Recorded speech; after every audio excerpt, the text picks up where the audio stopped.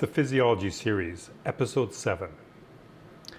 People often ask, will the work last? Will my body stay like this? Is this change temporary or permanent? The most honest answer is this. The change is real. Its durability depends on what your nervous system adopts as its new baseline. After a session, your body is genuinely reorganized. Fascial layers are gliding more freely. Joints are decompressed. Breathing is more available. Sensory input is clearer. Your nervous system is operating with better information. That change is not imagined. It is physiological. But your nervous system is designed to normalize improvement quickly. When something feels better, your nervous system adapts to it almost immediately. Within minutes or hours, the new state begins to feel ordinary. This creates a common misunderstanding. People think the change has faded, when in reality, it has already been integrated. You are no longer comparing it to the old pattern, you are comparing it to your new baseline. This is not loss, it is adaptation. So why do old patterns sometimes return? Because the nervous system does not choose the best pattern, it chooses the most familiar one. If you have spent years bracing, compressing, or compensating, those patterns are deeply wired predictions of safety.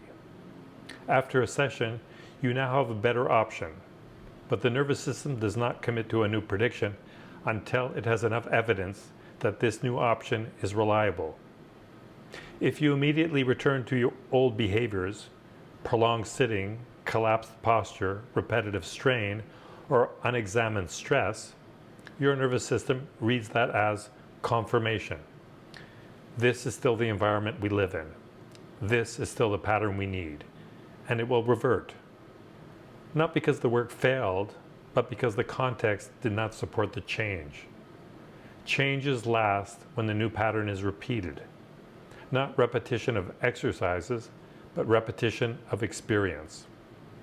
Every time you walk after a session, breathe into the new space, move with awareness, or inhabit the new organization, you're telling your nervous system, keep this is safer, this is more efficient, this works better.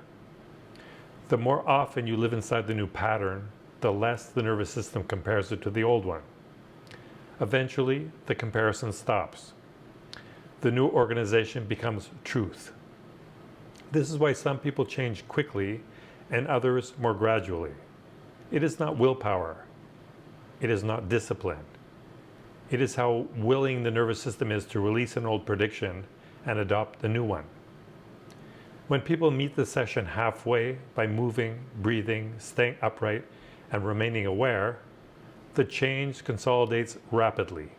When they do not, the body returns to familiarity, not out of stubbornness, but out of protection. Your nervous system is not resistant to change, it is cautious. It needs evidence. Change becomes durable when the body experiences the new pattern often enough to trust it. In Episode 8 of the Physiology series, you'll learn how a new baseline is built, how the body map is rewritten, and how movement and awareness turn short-term change into a lasting way of being.